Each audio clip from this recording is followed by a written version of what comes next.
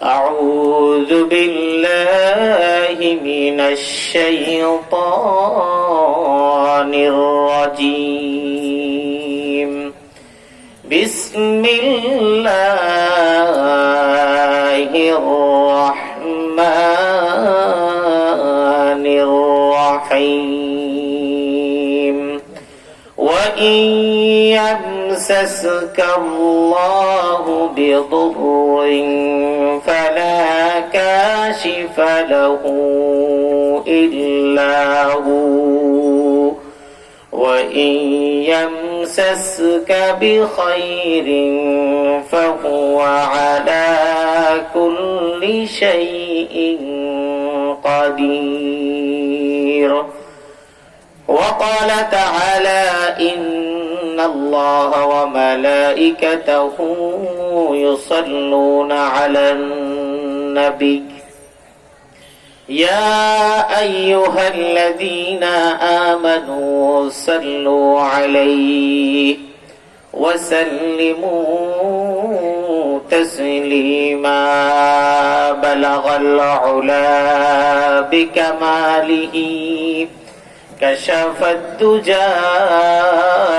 بجماله حسنت جميع خصاله صلوا عليه وآله সবাই পড়বেন اللهم صل على محمد وعلى آل محمد كما صليت على إبراهيم وعلى آل إبراهيم إنك حميد مجيد اللهم بارك على محمد وعلى آل محمد كما باركت على إبراهيم وعلى آل إبراهيم إنك حميد مجيد لا إله إلا الله شبائك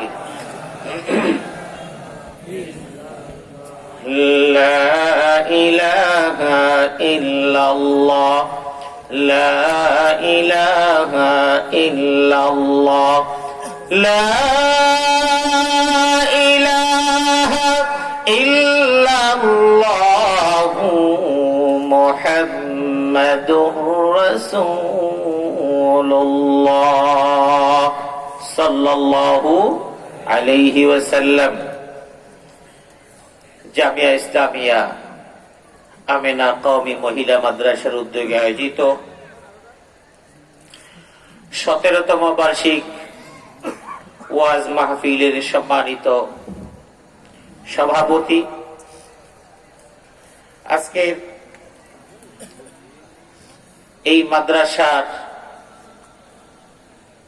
সুযোগ্য পরিচালনা কমিটির সম্মানিত সভাপতি, মাদ্রাসার সুযোগ্য মুহতামিম এবং অভিজ্ঞ আসাতিজায়ে কেরাম এবং অত্র এলাকার গণ্যমান্য ব্যক্তিবর্গ এবং বিভিন্ন মাদ্রাসা থেকে আগত এবং আজকের এই মাহফিলকে সফল করার জন্য পরামর্শ দিয়ে যারা সহযোগিতা করেছেন, বিভিন্ন মাদ্রাসার মুহতামিম, মুহাদ্দিস, মুফতি সহ বিভিন্ন উলামায়ে কেরাম এবং যারা আপনারা বিভিন্নভাবে সহযোগিতা করেছেন অর্থনৈতিকভাবে মাদ্রাসা শুরু থেকে এই পর্যন্ত, আজকের এই পর্যন্ত বিভিন্নভাবে সহযোগিতা করছেন, মহান রব্বুল আলামিনের দরবারে সর্বপ্রথম শুকরিয়া জ্ঞাপন করছি যে মহান রব আমাদেরকে এমন একটি মহতি মাহফিলে আয়োজকদেরকে আয়োজন করার আর আমাদেরকে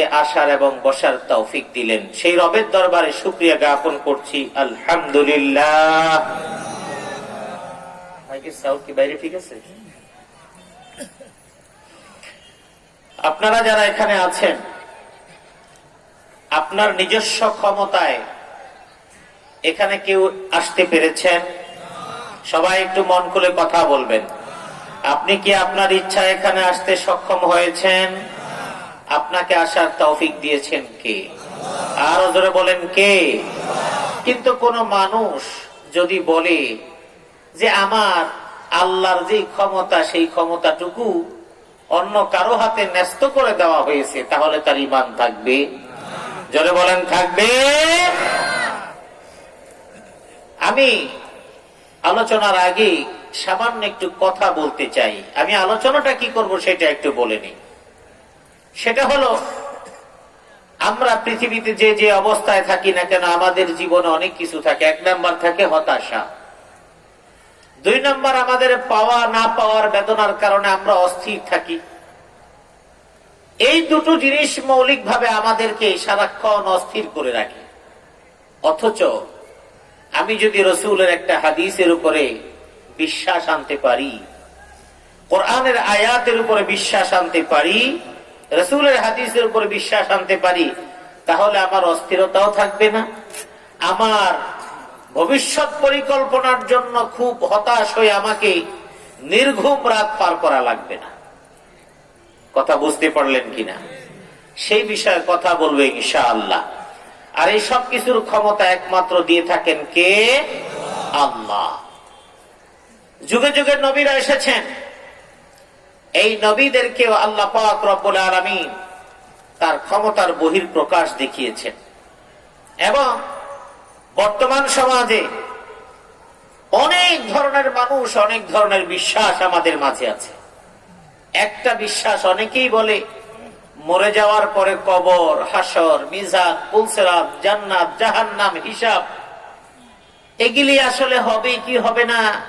আচ্ছা, হতে পারে হুজুরা যেহেতু কয়, মানে বিশ্বাস খুব পাকাপোক্ত ভাবে নেই। আছে না নাই? এমন মানুষ আছে, অনেক আছে। কেউ স্বীকার করে, কেউ স্বীকার করে না। এবং স্পষ্টতই অনেকে বলে যে আসলে মরে যাওয়ার পরে আবার আমাদেরকে একত্রিত করা হবে, হাড়গোড়গুলো একসাথে করা হবে। এটাও কি করে সম্ভব? না, পরজনম বলতে আর কিছু নাই। আবার আরেক সম্প্রদায় মনে করে পরজগতে, এই জন্য বলে এই জন্মে তোমার সাথে আমার দেখা না হোক, তোমার সাথে আমার এই জন্মে মিলন না হোক, পরজন্মে তোমার সাথে আমার মিলন হবে। এই জাতীয় বিশ্বাসের লোকও আছে। তাহলে একটা হলো পরজন্ম নাই, আরে মরে যাওয়ার পরেই শেষ, আর কিছু নাই। এটা যেমন একটা গ্রুপ। আবার আরেকটা গ্রুপ আছে, পুনর্জীবন আবার হবে, এই রকম করে আবার এরকম পৃথিবী নামক জায়গায় আবার নতুন জন্ম হবে, নতুন করে আমরা বাদাম বিক্রি করব, বাদাম খাবো। এই চিন্তা করার লোক আছে না নাই? দুটাই বিভ্রান্ত। অর্থাৎ পরকাল নাই, এটাও যেমন বিভ্রান্ত। আবার যারা চিন্তা করে পুনর্জন্ম হয়ে আমাদেরকে আবার এরকম দুনিয়ার মতো থাকতে হবে, এরাও বিভ্রান্ত। মূলত আমার ইহকালীন জিন্দেগি ইন্তেকালের পরেই শেষ, এরপরে আমার শুরু হবে পরকালের যাত্রা, অনন্তকালের যাত্রা। সেই যাত্রার কোন সীমা পরিসীমা নাই। এটা একমাত্র জানেন সীমা কতখানি? আমার আল্লাহ। আমি এই আলোচনাগুলো করব, সেখানে যে কয়েকটি বিষয়, ইহুদি সম্প্রদায় তারা নবীদেরকে মানতে মানতে এমন এক পর্যায়ে নিয়ে গেছে, নবীদেরকে আল্লাহর ছেলেও বানিয়ে ফেলেছে। উযাইর আলাইহিস সালাতু ওয়াস সালাম, আজকের বিশ্বাসীরা, আজকের অবিশ্বাসীরা যেমন কথা বলে, একজন নবী তিনিও তখন এমন একটা অবস্থা দেখে বলছিলেন, আল্লাহ, এই জেরুজালেমের বাইতুল মুকাদ্দাস একজন বাদশার অধীনে থাকাকালীন সময় একেবারে পুরো জনপদকে ধ্বংস করে দেওয়া হয়েছে। যখন পরবর্তী সময়ে উযাইর আলাইহিস সালাতু ওয়াস সালামকে নবুয়তি দেওয়া হলো, তিনি যখন চলতে চলতে বাইতুল মুকাদ্দাসের ওই জীর্ণ স্থানে গেলেন, তখন তিনি মনের ভিতর থেকে একটা প্রশ্ন চলে আসছে আল্লাহ পাকের কাছে, আল্লাহ, এই বাইতুল মুকাদ্দাস এবং এখানকার জনবসতি ধ্বংসস্তূপের মধ্যে আবার কি করে আবাদি হবে? নবুয়তের দায়িত্ব দেওয়া হয়েছে, এই জাতিকে দাওয়াত দিয়ে তোমাকে আবার প্রাণবন্ত করতে হবে, নতুন জনপদ তৈরি হবে।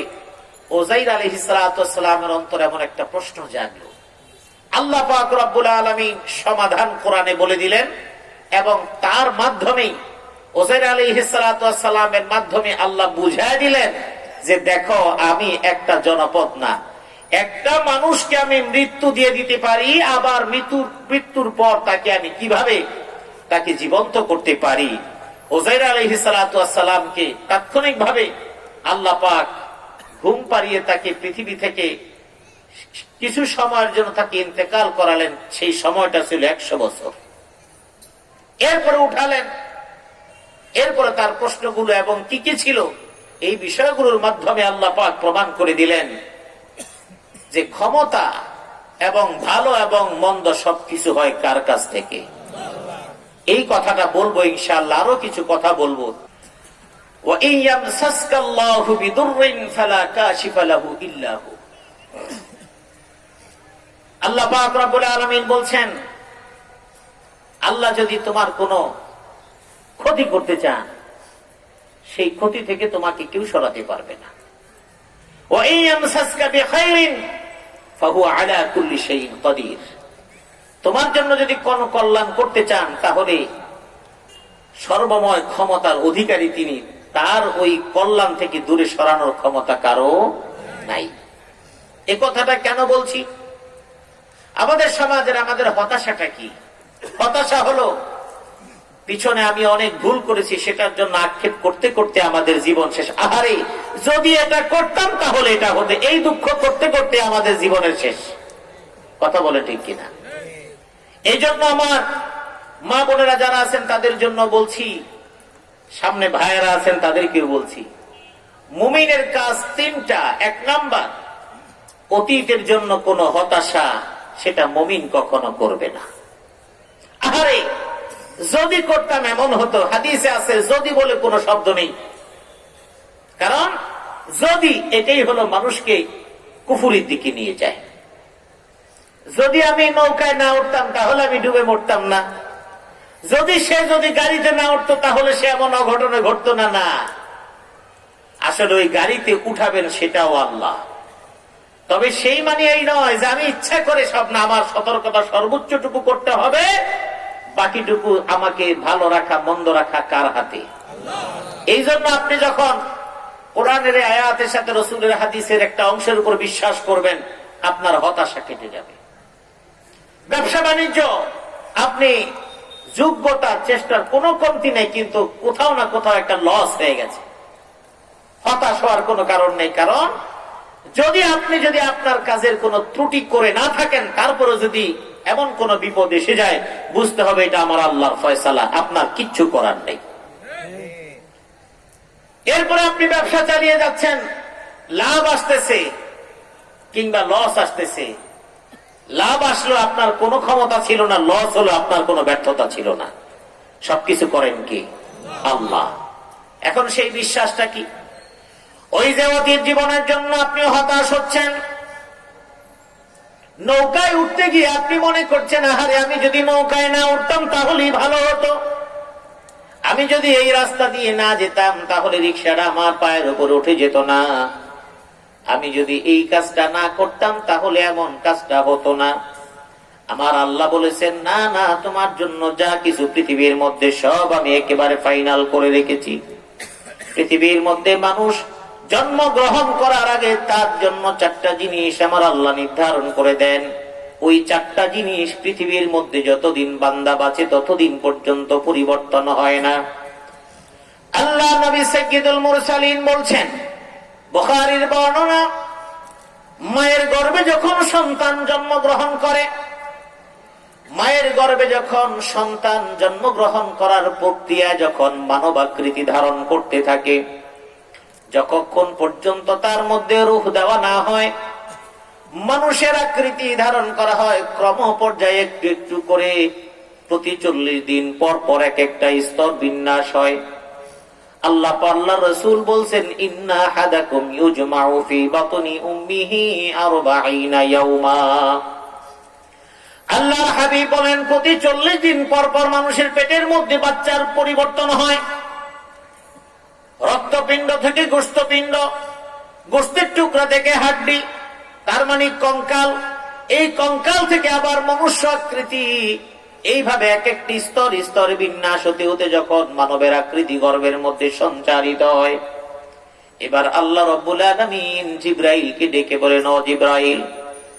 জিবরাইল আলাইহিস সালাম আল্লাহর ডাকে সাড়া দিয়ে বলেন, আল্লাহ আপনার কি হুকুম তামিল করতে হবে আপনি বলুন। আল্লাহ পাক রব্বুল আলামিন তখন বলে দেন, মায়ের গর্ভে যত সন্তান আছে, পৃথিবীর মধ্যে আগমনের জন্য মায়ের গর্ভে যতগুলো সন্তান, এখন এই সন্তানগুলোর মধ্যে তুমি রূহ দিয়ে দিবা। জিবরাইল আমিন জিজ্ঞেস করেন, ও আল্লাহ, এই রূহ দেওয়ার সঙ্গে সঙ্গে আর কিছু করতে হবে নাকি? আল্লাহ পাক রব্বুল আলামিন বলে দেন, ওই জিবরাইল, তুমি সন্তানের রূহ দেওয়ার সঙ্গে সঙ্গে তুমি তাদের জন্য 4টা বিষয় ফাইনাল একেবারে লিখে দিবা। সেই ফাইনাল লিখে দিবা। আল্লাহর হাবিব বললেন, এরপরে জিবরাইল আলাইহিস সালাম সুম্মা ইয়াবাসুহুল্লাহু মালাকা, আল্লাহ পাক রব্বুল আলামিন ফেরেশতাকে পাঠায় দেন। ফেরেশতা এবার সন্তানের রূহ দিয়ে দেন, আর 4টা বিষয় লিখে দেন। 1 নম্বরে লিখে দেন, ওই সন্তান দুনিয়ায় আসার আগেই তার সারা জীবনের রিজিক কি পরিমাণ হবে, মায়ের গর্ভে থাকতে আমার আল্লাহ তার জন্য পরিপূর্ণ লিখে দেন। রিজিক আপনি সারা জীবনে কি পরিমাণ খাবেন, কি পরিমাণ সম্পদের মালিক হবেন, কতটুকু আপনি ভোগ বিলাস করতে পারবেন, সব ফাইনাল হয়ে গেছে। আপনার জন্য কয় মন গরুর গোশত বাজেট, এটা ওখানে হয়ে গেছে। আপনার কয় মন খাসির গোশত বাজেট ওখানে হয়ে গেছে। এই বাজেট হয়ে থাকার কারণে আপনি ছোটবেলায় খেয়েছেন অনেক করে গোশত, এখন শেষ বয়সে এসে আপনি 1-2 টুকরা করে খান। ডাক্তার আপনাকে পরামর্শ দিয়েছে, আপনি মনে করে নিচ্ছেন পরামর্শ না, আপনার বাজেটের অংশ আপনার খাওয়া শেষ, বাকিটুকু এখন কিস্তি করে দেওয়া হয়েছে। অর্থাৎ আপনি যখন ব্যাংক থেকে লোন নেন কিংবা কোনো দোকান থেকে যখন ফ্রিজ কিনেন, এয়ার কন্ডিশনার কিনেন, আপনি এতগুলো টাকা একসাথে দিতে পারবেন না।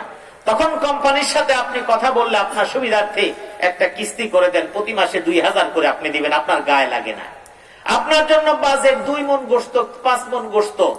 কিন্তু ছোটবেলায় আপনি বিয়ের অনুষ্ঠানে যা গিয়েছেন, যৌবনকালে যে বিয়েতে গিয়েছেন, মিনিমাম 2.5 কেজি গরুর গোশত একাই কমপ্লিট করে ফেলেছেন। আছে না নাই? জোরে বলেন, আছে না নাই? এখন অনেকে এখানে আছে 2-2.5 কেজি। হুজুর আপনি তো কমই বললেন, 2-2.5 কেজি তো শুধুমাত্র লবণ হয়েছে কিনা এটা দেখতে দেখতে শেষ ছিল না, এমন অনেক আছে। কিন্তু এখন মানুষ সচেতন, এখন মানুষ কম খায়। এখন ওই সময় খেয়েছেন, এখন খেতে পারেন না। অথবা আপনি 0.5 কেজি খেয়েছেন, 250 গ্রাম খেয়েছেন, কিন্তু এখন খান না। ডাক্তার বলে দিয়েছে খাওয়া যাবে না। কারণটা কি? কারণটা হলো আপনি তেমনি এমনি খাওয়া বন্ধ করবেন না।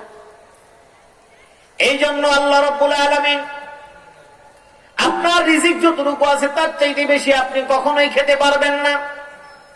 আপনার জন্য যেই সম্পদ বরাদ্দ আছে তার চাইতে বেশি কোনোদিন ভোগ করতে পারবেন না। আপনার জন্য যা আছে তার থেকে কোনোদিন বেশি সম্পদ আপনি অর্জন করতে পারবেন না। আপনার জন্য যদি 5 তলা বিল্ডিং 3টা বরাদ্দ থাকে, আপনি 3টার মালিক হবেন। যদি আপনার জন্য 2টা বরাদ্দ থাকে, 2টার মালিক হবেন। যদি আপনার জন্য কোনো বরাদ্দ না থাকে, জীবন পার হয়ে যাবে, কোনোভাবেই আপনি ওই 5 তলা বিল্ডিং এর মালিক হতে পারবেন না। এখন আপনি বস্তু খেয়েছেন, আপনার বাজেট আপনি বুঝেন না। আল্লাহ পাক রব্বুল আলামিন আপনাকে কিভাবে বন্ধ করাবেন সেই কৌশল আমার আল্লাহ রব্বুল আলামিনের কাছে আছে। আপনার ব্লাডের মধ্যে কোলেস্টেরলের মাত্রা বাড়িয়ে দিলেন আমার আল্লাহ। আপনার লিভার ফাংশনের মধ্যে চর্বি অ্যাটাক করে ফেললো। আপনার বিভিন্ন অঙ্গ প্রত্যঙ্গ গুলোর মধ্যে বিভিন্ন প্রভাব তৈরি হয়ে গেল। ডাক্তারের কাছে যাওয়ার পরে ডাক্তার এবার বলে দিল, আপনার এটা পরীক্ষা করার পরে রিপোর্ট এই, আপনি যদি গরুর গোশত বেশি খান তাহলে আপনার সমস্যা হতে পারে। এবার ভালো করে বাঁচার জন্য আপনি নিজেই গরুর গোশত ছেড়ে দিলেন।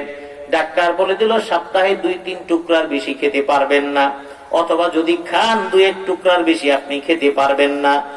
ও বান্দা শুনো নাও, তুমি মনে করে নিয়েছ আসলে আমি স্বাভাবিক আছি। না না, আমার সামনে অনেক খাবার আছে কিন্তু আমি খেতে পারছি না। তার মানে হলো আমার জন্য রিজিকের বরাদ্দ যা থাকবে তার চাইতে কোনো অংশ বেশি আমি কোনোদিন খেতে পারবো না। এরপরে আল্লাহ পাক রব্বুল আলামিন 2য় নম্বর বিষয়টাকে ফিক্স করে দিলেন, ওয়াজালুহু, তার মৃত্যুর সময়, তার হায়াত কতদিন সে বাঁচবে, কতদিন সে পরে মারা যাবে, কতদিন অসুস্থ হয়ে বিছানার মধ্যে পড়ে থাকবে। আবার সেই সঙ্গে বলে দিলেন কিভাবে মারা যাবে সেটাও আমার আল্লাহ বলে দিলেন। সুতরাং ঝড়ের কবলে লঞ্চটা ডুবে মরে যাওয়ার পরে যদি আমরা বলি এই বেয়াদবকে বলছিলাম লঞ্চের মধ্যে রওনা দিস না, কিন্তু আমার কথা শুনে নাই, যদি আমার কথা শুনতো এই বিপদের মধ্যে পড়তো না, এমন কথা বলার লোক আছে না নাই? বহু মানুষে বলে আমার কথা যদি শুনতো তাইলে এমন হইতো না, কত বড় কঠিন কথা। অথচ আমার আল্লাহ বলছেন তুমি কিছুই জানো না, এক সেকেন্ড পরে কি হবে সে ব্যাপারে তোমার কোনো খবর নাই। হযরতে উযাইর আলাইহিস সালাম আল্লাহর ক্ষমতা সম্পর্কে যখন সন্দিহান হয়ে গেলেন, ও ভাই আপনি যখন বলেন আমার কথা যদি শুনতো তাহলে ঝড়ের কবলে পড়তো না। ইব্রাহিম আলাইহিস সালাতু ওয়াস সালাম আগুনের মধ্যে যখন পড়েন, ইব্রাহিম আলাইহিস সালাতু ওয়াস সালাম চিন্তা করতে পারতেন, অথবা ইব্রাহিম আলাইহিস সালামের হিতাকাঙ্ক্ষী উম্মতেরা চিন্তা করতে পারতেন, আমরা যেমন বলি যদি সে এমন কথা না বলতো তাহলে বিপদটা তার উপরে আসতো না। সমাজের মধ্যে অনেক মানুষ আছে যারা কোরআন এবং হাদিসের কথা বলার কারণে অনেকেই তাদের বিরোধিতা করে, আছে না নাই? যারা বলেন আছে না নাই? তখন আমরা বলি উনি এই কথাটা না বললেই তো পারতো। আসলে সব কথা বললে মানুষ বিরোধিতা করবে, এটাই হলো স্বাভাবিক। ইব্রাহিম আলাইহিস সালাতু ওয়াস সালাম আগুনে পড়ে গেছেন, এখন আমরা যদি বলি ওনার কি দরকার ছিল, আসলে ওনার বাবাও না করছে, ওনার আত্মীয় স্বজনরাও না করছে, ওনাদের কথা শুনলে আর আগুনের মধ্যে পড়তো না। না, আল্লাহর ফয়সালা ইব্রাহিম আলাইহিস সালাতু ওয়াস সালামকে আগুনের মধ্যে ফেলবেন, জাকারিয়া আলাইহিস সালাতু ওয়াস সালামকে করাতের মাধ্যমে 2 টুকরা করা হবে, আল্লাহর নবীকে মক্কা থেকে ছেড়ে মদিনায় হিজরত করতে হবে, মুসা আলাইহিস সালাতু ওয়াস সালামকে দেশ থেকে বাধ্য করা হবে, এইভাবে ভাবে নবীদেরকে বিভিন্ন ভাবে পরীক্ষা দিতে হবে। এটা আল্লাহর ফয়সালা। কারণ নবীদের জীবনে যদি কষ্ট না আসে তাহলে দুনিয়ার মানুষ মনে করবে আমাদের জীবনের কষ্টটা এটা বেশি। যখন নবীদের কষ্ট দেখবে তখন মানুষ বুঝতে হবে, ইমানদার বুঝবে মানুষের ইমানের যত মজবুতি হয় আল্লাহ পাকের পরীক্ষার সংখ্যা এবং কঠোরতা তত বেশি হয়, ঠিক কিনা? যার ইমান যত মজবুত আল্লাহ ততটাই পরীক্ষা করেন। হ্যাঁ, আবার কিছু কিছু ক্ষেত্রে নাফরমান যারা আছে তাদেরকে পানিশমেন্ট দেওয়ার জন্য বিপদে ফেলেন, কিন্তু আমরা আসলে নির্ধারিত ভাবে বলতে পারবো না কার বিপদ পানিশমেন্ট, কার বিপদ পরীক্ষা। এই জন্য আমরা কোনো মন্তব্য করব না, কারণ আমাদের সমাজ একটা বাজে মন্তব্য আছে। কোন মানুষ বিপদে বললে কয় ও যে খারাপ মানুষ, ওর জন্য এটা হবে না তো কি হবে, অথচ তার থেকে কিন্তু আমি কিন্তু কম খারাপ না। নিজের খারাপ কি কেউ বলে? তার মানে একটা কথা আজকে শিখে যাবেন, আপনার পাশের কোন মানুষ বিপদে পড়লে আপনি সেই বিপদে পড়া মানুষকে দেখে কখনো উল্লসিত হবেন না। হাদিসের স্পষ্ট ভাষা, তুমি অন্যের বিপদ দেখে যদি নিজে উল্লসিত হও তাহলে মনে রাখবা ওই বিপদটা তোমার উপরে আসবে, তোমার বিপদ দেখে অন্যরা হাসবে। وَإِن يَمْسَسْكَ اللَّهُ بِضُرٍّ فَلَا كَاشِفَ لَهُ إِلَّا هُوَ, যে মানুষটার উপরে বিপদ এসেছে সেটাও আল্লাহ দিয়েছেন, কি কারণে দিয়েছেন সেটার সিদ্ধান্ত তোমার দেওয়ার কোনো দরকার নাই। আর সেখান থেকে উদ্ধার করার ক্ষমতা একমাত্র কার? সুতরাং আল্লাহর ক্ষমতা সবচেয়ে বেশি। ইব্রাহিম আলাইহিস সালাতু ওয়াস সালামকে যখন আগুনে ফেলা হয়, আগুনটাকে বেশি ত্যায্য করার জন্য অনেক পরিমাণে দাহ্য পদার্থ সেখানে ঢালা হলো, আগুন ধাউ ধাউ করে উঠছে। ইব্রাহিম আলাইহিস সালামকে কাছে নিয়ে নিক্ষেপ করতে পারবে না, এই জন্য দূর থেকে ফেলার জন্য পদ্ধতি আবিষ্কার করে নিক্ষেপ করা হলো। জিবরাইল আলাইহিস সালাতু ওয়াস সালাম আসলেন, কারণ জিবরাইল আলাইহিস সালাতু ওয়াস সালামের আসতে মুহূর্তের মধ্যে সময় লাগে না। যদি আজকে নাও পড়া থাকে, ঢাকা কোনো কাজ করা লাগবে, প্লেনও যাওয়া লাগবে না, কোনো কিছুতেই যাওয়া লাগবে না। জিবরাইল আলাইহিস সালামের ক্ষমতা আল্লাহ পাক দিয়ে দিয়েছেন নিজে। ইউসুফ আলাইহিস সালাতু ওয়াস সালামকে যখন ফেলে দেওয়া হয়, মুফাসসিররা উল্লেখ করেছেন ইউসুফ আলাইহিস সালাতু ওয়াস সালামকে যখন ভাইরা যখন কূপের মধ্যে ফেলে দেওয়ার জন্য ইচ্ছা করছে, পরিকল্পনা করছে ফেলে দিবে, ঠিক ওই মুহূর্তে জিবরাইল আলাইহিস সালাতু ওয়াস সালাম সিদরাতুল মুনতাহায় কারণ ইনদা সিদরাতিল মুনতাহা ইনদাহা জান্নাতুল মাওয়া, সিদরাতুল মুনতাহা হলো আল্লাহ পাকের নিকটস্থ জায়গা। জিবরাইল আলাইহিস সালাম সিদরাতুল মুনতাহায় ইউসুফ আলাইহিস সালাতু ওয়াস সালামের ভাইরা মিশরে কূপের মধ্যে ফেলে দেওয়ার জন্য চেষ্টা করছে। আল্লাহ পাক রব্বুল আলামিন বললেন, জিবরাইল তুমি যাও, আমার নবী ইউসুফ সে নবী হবে, তাকে রক্ষা করার জিম্মাদারি আমার। আল্লাহ পাক রব্বুল আলামিন জিবরাইল আলাইহিস সালাতু ওয়াস সালামকে পাঠালেন, নির্দেশ দিলেন। এই নির্দেশনার সঙ্গে সঙ্গে জিবরাইল আলাইহিস সালাতু ওয়াস সালাম চলে আসলেন সিদরাতুল মুনতাহা থেকে। এই কূপের কাছে ভাইয়েরা ফেলে দিয়েছে। জিবরাইল আলাইহিস সালাম সিদরাতুল মুনতাহা থেকে দ্রুত এসে ইউসুফ আলাইহিস সালাতু ওয়াস সালাম কূপের মধ্যে, পানির মধ্যে পড়ে যাবেন, কিন্তু আল্লাহ পাকের কুদরতে জিবরাইলের মাধ্যমে ইউসুফকে রক্ষা করে দিলেন। ইউসুফ পানির মধ্যে ডুবলো না, ওই কূপের মধ্যে পড়ে ইউসুফ সুন্দর করে হাসছে। বলেন সুবহানাল্লাহ। আমি যে কথা বুঝাতে চাচ্ছি তার মানে হলো, যত বিপদ আপনার জীবনে আসুক না কেন, কোন মাজারে কোনদিন মান্যত করা যাবে না, কোন মৃত ব্যক্তির কাছে কোনো কিছু চাওয়া যাবে না, কোন ল্যাংটা বাবা, কাপড়ওয়ালা বাবা, কোন বাবা থাবা কারো কাছে যাওয়া যাবে না। একমাত্র চাইতে হবে কার কাছে? 5 ওয়াক্ত নামাজের পরে চাইবেন। যদি 5 ওয়াক্ত নামাজের পরে চাওয়ার পরেও কোনো কাজ না হয়, গভীর রজনীতে সারা দুনিয়ার মানুষগুলো যখন ঘুমিয়ে থাকবে, আপনি ঘুম থেকে উঠে 2 রাকাত নামাজ আপনি যায় নামাজের মধ্যে পড়ে আল্লাহর কাছে হাত তুলে আপনি দোয়া করতে থাকেন। কারণ জিবরাইল আলাইহিস সালাতু ওয়াস সালামের ক্ষমতা একটু বললাম। ওই আগুনের মধ্যে ইব্রাহিম আলাইহিস সালামকে যখন ফেলে দেওয়া হচ্ছে, জিবরাইল আমিন এসে বললেন, ও আল্লাহর নবী, আপনার যদি কোনো সাহায্য লাগে তাহলে আমি জিবরাইল হাজির, আমি আপনার জন্য সব সাহায্য করতে রাজি আছি। আপনি যদি বলেন আমি এই আগুনটাকে নিভিয়ে দিব এবং যা যা করা দরকার সব আমি করে দিব। ইব্রাহিম আলাইহিস সালাম মুস্কি হেসে দিয়ে বললেন, আমি যে আজকের বিপদের মধ্যে পড়তে যাচ্ছি এটা আমার আল্লাহ আমার চাইতে ভালো জানেন, ঠিক কিনা? আমার আল্লাহ আমার চাইতে ভালো জানেন আমি কোন অবস্থায় আছি, আমার আল্লাহ পর্যবেক্ষণ করছেন। জিবরাইল তোমার কাছে আমি সাহায্য চাই না, আমি সাহায্য চাই আমি আল্লাহর কাছে। এই জন্য সূরা ফাতিহার মধ্যে আমরা পড়ি কিন্তু বুঝি না।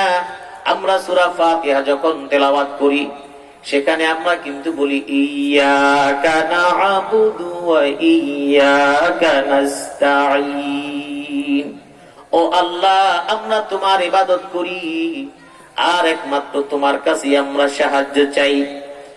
রাসূলের সাহাবীরা আল্লাহর নবীর কাছে প্রশ্ন করলেন, ইয়া রাসূলুল্লাহ, আমাদের কোনো কিছু প্রয়োজন হলে কার কাছে চাইবো, কিভাবে চাইবো? আমার নবী বলে দিলেন, ইদা সাআলতা ফাসআলিল্লাহ ওয়া ইদা ইসতাআনতা ফাসতাইন বিল্লাহ। তোমার কোনো কিছু চাওয়া দরকার হলে তুমি আল্লাহর কাছে চাও, তোমার কোনো কিছু সাহায্য দরকার হলে তুমি আল্লাহর কাছে চাও। কারণ আল্লাহর কাছে চাইলে কেউ কোনোদিন খালি হাতে ফিরে না, ঠিক কিনা? কিন্তু আমরা এখন বলি কি, কেউ ফিরে না খালি হাতে, খাজারে তো দরবারে। চিল্লায় বলেন নাউজুবিল্লাহ। এখন তো ফেসবুকের সুবাদে এগুলি অনেকেই দেখেন, বিভিন্ন পাগল ছাগলেরা এগুলি বলে বেড়ায়, কেউ ফিরে না খালি হাতে, খাজারে তো দরবারে। কারণ খাজার কোনো দেওয়ার কোনো ক্ষমতা আছে? খাজা হোক যেই হোক তাকে দেন কি? জোরে বলেন কে দেন? খান জাহান আলীর মাজার আপনাদের থেকে একেবারে কাছে। খান জাহান আলীর মাজারে ওই কুমিরের জন্য খাবার মান্নত করে, কত কিছু করে, কত কিছু করে। অথচ খান জাহান আলী রাহমাতুল্লাহি আলাইহি তিনি এই অঞ্চলে এসেছেন এই শিরক এবং কুফরি এটাকে উচ্ছেদ করবার জন্য, এবং তার কাজই ছিল এটা। দুর্ভাগ্যবশত এখন আমরা মনে করে নিয়েছি ওখানে মান্নত মানলেই সব হবে না, মান্নত মানতে হবে আল্লাহর জন্য, একমাত্র আল্লাহর জন্য। কিছু করতে হবে সেটা আল্লাহর জন্য করতে হবে। ইব্রাহিম আলাইহিস সালাতু ওয়াস সালাম তখন বললেন, আমি আল্লাহর সাহায্য চাই। জিবরাইল আমিন বললেন, আল্লাহ তোমার নবী তোমার সাহায্য চায়, আমি বলেছি আমার কাছে তার কোনো আরজি নেই, সব তুমি দেখো। আল্লাহ পাক সব জানেন, সব বুঝেন, কিন্তু তারপরেও উম্মতের শিক্ষার জন্য এই বিষয়গুলো রেখে দিয়েছেন। আল্লাহ পাক রব্বুল আলামিন ইব্রাহিম আলাইহিস সালামের কথাটা তার খুশি হলেন। এবার যখন তাকে আগুনের মধ্যে ফেলে দেওয়া হলো, জিবরাইল আলাইহিস সালাতু ওয়াস সালামকে বললেন, ও জিবরাইল, আমার নবী আমার উপরে তার ঈমান পোক্ত পাকাপোক্ত, আমার সাহায্য চেয়েছে। আমি আমার আগুনকে চালাই, আমি আমার বাতাসকে চালাই, আমি আমার আগুনকে নির্দেশ দিব, আমার ইব্রাহিমকে পোড়ার কোনো ক্ষমতা নাই। আল্লাহ পাক রব্বুল আলামিন ওই আগুনকে বা নির্দেশ দিলেন, আগুন তুমি শুনে রাখো। আল্লাহ পাক কোরআনে হাকিমে আল্লাহর নবীকে সেই ঘটনাগুলো শোনাচ্ছেন। এর কারণ হলো আল্লাহ পাক রব্বুল আলামিন আল্লাহর নবীকে ঈসা আলাইহিস সালামের ঘটনা বলেছেন, মুসা আলাইহিস সালামের ঘটনা বলেছেন, ইব্রাহিম আলাইহিস সালামের ঘটনা বলেছেন, হারুন আলাইহিস সালামের ঘটনা বলেছেন, ইউসুফ আলাইহিস সালাম সহ অসংখ্য নবীদের বর্ণনা কোরআনে কারীমের মধ্যে বলেছেন।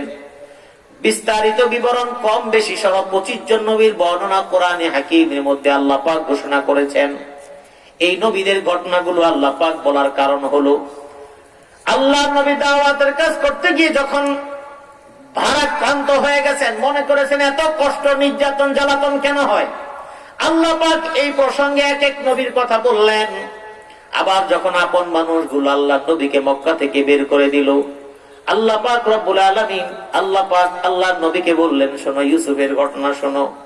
এইভাবে ইউসুফ আলাইহিস সালামের ঘটনা বলে আল্লাহর নবীকে সান্ত্বনা দিলেন আর বুঝাই দিলেন, দেখো ইউসুফকে ওরা পানিতে ফালিয়ে ফেলে দিয়েছে, সেখান থেকে তুলে আমি আবার মিশরের অর্থ মন্ত্রণালয়ের দায়িত্ব দিয়ে আবার ভাইদেরকে তাদের কাছে নিয়ে গিয়েছি। ওই আল্লাহ, আমি যদি ইউসুফকেই সম্মান দিতে পারি, তুমি মুহাম্মদ কষ্ট করো না, তুমি চিন্তিত হও না, কারণ তোমাকে মক্কা মুকাররমা থেকে বের করে দিলেও আমি কত সুন্দরভাবে বিজয় তোমার জন্য দিয়ে দিব, তুমি তা চিন্তা করতেও পারবা না। ঠিক কিনা? জোরে বলুন আল্লাহু আকবার। আমার ভাইয়েরা, এই জন্য বিপদে মুসিবতে আল্লাহকে ডাকতে হবে, আল্লাহর কাছে চাইতে হবে। একদিন না হোক, 2 দিন না হোক, 3 দিন, সেটা কোন পদ্ধতিতে সেটা বলবো। ইব্রাহিম আলাইহিস সালাতু ওয়াস সালাম আল্লাহর সাহায্যের অপেক্ষায় ছিলেন। আল্লাহ পাক রব্বুল আলামিন কোন সৈন্য পাঠান নাই, ব্যক্তি পাঠান নাই, সরাসরি আগুনকে নির্দেশ দিয়ে দিলেন, কুলনা ইয়া নারু কুনি বারদান ওয়া সালামান আলা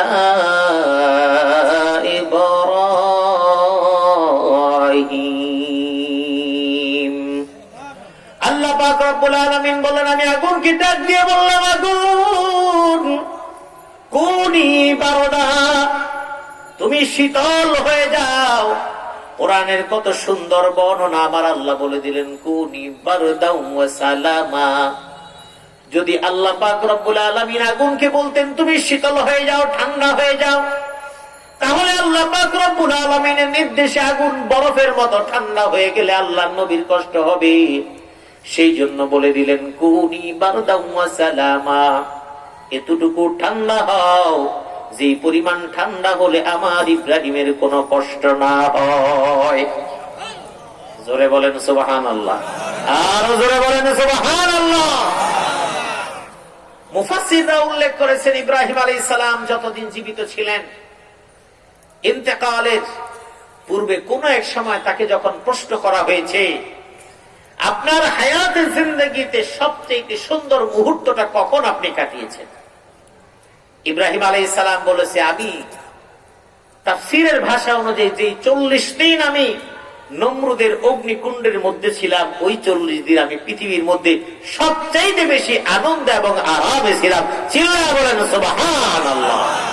মুফাসসিররা উল্লেখ করেছেন, অগ্নিকুণ্ড দেখা গিয়েছে, কিন্তু সেখানে ইব্রাহিমের জন্য বাগানের ব্যবস্থা করে দেওয়া হয়েছে, সে হাস্যোজ্জ্বল অবস্থায় থাকছে এবং নমরুদ বাহিনীকে আগুনের মধ্যে ফেলে দিয়ে হাসে।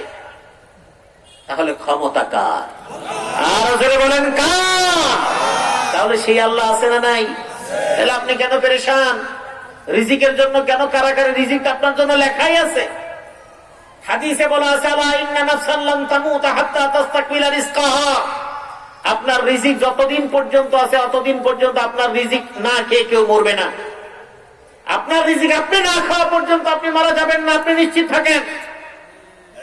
আমি বুঝাবার জন্য বলছি, আমি আজকে এখানে এসেছি, আমার আসার কোন ক্ষমতা আছে?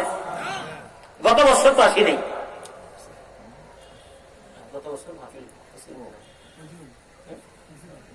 হয় নাই মনে হয়, গত বছর হয়েছিল না? যাই হোক, টাইমে মিলে নেই, যে কোনো কারণে হোক আমি আসতে পারিনি। আমি যে আসি, এখানে আসি, যেখানেই যাই, আমি যেখানেই যাই, যেখানে আসি, ওয়াজটাই মাকসাদ না। আসলে ওয়াজটা হলো একটা আয়োজন। এই আয়োজন না হলে আমাকে দাওয়াত করলে আমি তো আসবো না। কারণ আপনি যদি বলেন হুজুর আমার ছেলের বিয়ে আছে, আপনি একটু আইসেন ঢাকা থেকে, আপনার ছেলের বিয়ে খাওয়ার জন্য আমি ঢাকা থেকে এখানে আসবো না। তবে হ্যাঁ, আপনার ছেলের বিয়ের রিজিকটা যদি থাকে তাহলে কিভাবে আসবো সেটা আমি নিজে বলতে পারবো না। মূল কথা হলো এটা বুঝাচ্ছি। কিন্তু এখানে যখন আসছি, মাহফিলকে কেন্দ্র করে আল্লাহ আমাকে এনেছেন। আসলে আমার এই বোতলের যেই পানিটুকু আমার জন্য আল্লাহ বরাদ্দ রেখেছেন, ওই পানি আপনি চেষ্টা করলেও খেতে পারবেন না। আমার জন্য যেই খাবারটা বরাদ্দ, আমার জন্য যে মেহমানদারিটা বরাদ্দ, এটা আপনি ইচ্ছা করলেই মেহমানদারিটা বাদ দিতে পারবেন না। এর কারণ আমার রিজিক আমাকে গিয়ে হলেও খেতে হবে, কিন্তু এই রিজিকটা আপনাকে আমাকে জানান নাই। কোথায় আমার রিজিক আছে জানান নাই। জানান নাই কেন? অনেক লম্বা কথা, সংক্ষিপ্ত কথা হলো রিজিক কোথায় কোথায় আছে। এটা যদি পাবলিক জানতো তাহলে পাবলিকের জীবন শেষ হয়ে যেত। জীবন কেমন শেষ হইত? শুধুমাত্র পাবলিক বুঝতে পারে ঈদের সময় ভিড় হবে, ফেরিঘাটওয়ালারা আগে থেকে প্ল্যানিং করে পাবলিকের জীবন 12টা বাজায় দেয়।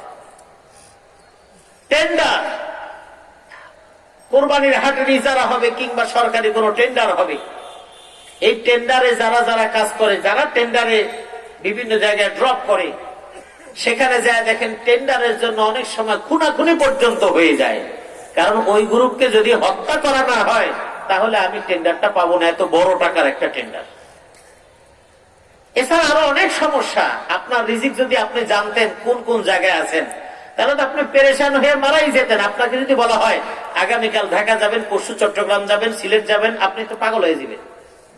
আল্লাহ আপনাকে জানায় নেই। প্রত্যেকটা কাজের পিছনে এক একটা উদ্দেশ্য দিয়ে দেয়, এক একটা টার্গেট দিয়ে দেয়। আপনি টার্গেট পূরণ করতে যান, আর সেখানে গিয়ে আপনি ঢাকার, আপনি যশোরে থাকেন, আপনি ঢাকা গিয়েছেন, অথবা আপনি ঢাকা থাকেন, আপনি খুলনা গিয়েছেন, আপনি ঢাকা থেকে গেলেন খুলনা গিয়ে একটা ফার্মেসি থেকে আপনি একটা নাপা ট্যাবলেট কিনলেন। কে ঢাকা শহরে কি নাপা ট্যাবলেটের অভাব আছে নাকি? আপনি ঢাকা থেকে ফিরলেন, আপনার কমলা নাশপাতি সবকিছু আপনার সামনে, কিছুই খান না। হঠাৎ খুলনা যাওয়ার পর হঠাৎ আপনার মনে হলো একটু একটা কমলা খাবো। আপনি খালি কমলা কিনলেন খুলনার কোন অজপাড়া গায়ের একটা দোকানদারের কাছ থেকে। আপনি কখনো কি ভেবেছেন আসলে ওই দোকানদারের রিজিক আছে আপনার পকেটের টাকা, সেই জন্য আপনি ঢাকা থেকে কখনোই কমলা কিনবেন না? এটা যখন আপনি বুঝবেন আপনার পেরেশানি থাকবে না। আমি ফেনী গেছি মাহফিলে, তাফসীর মাহফিলে। ফেনী থেকে ফেরার পথে ফেনী মেন রোডে, ওখানে বাস স্টেশন, ওখানে বেশ কিছু ফলের দোকান আছে। রাত তখন বাজে 2:30। আমি সেখান থেকে চিন্তা করলাম কিছু ফল কিনে নিয়ে যাই। কিনতেছি আর ভাবতেছি আসলে আল্লাহ, আমি থাকি ঢাকা শহরে, ফলের গোডাউনের মধ্যে, ওরা ঢাকা থেকে আইনা এখানে বিক্রি করে, আর আমি এখান থেকে কিনে ঢাকা নিয়ে যাচ্ছি। আমি বুঝতে পারতেছি যে ঢাকায় যে জিনিসটার দাম 120 টাকা, এখানে ওরা 30 টাকা রাখতেছে। আমি বললাম যে ভাই, আমরা তো ঢাকা থেকে এমন কিনি, হুজুর আমরা ওখান থেকে আইনেই বেশি, তো এই জন্য আমাদের একটু লাভ করতে হয়। আমিও বুঝলাম বাস্তব। আমি জেনে শুনে তাকে আমি 10 টাকা বেশি দিতে বাধ্য।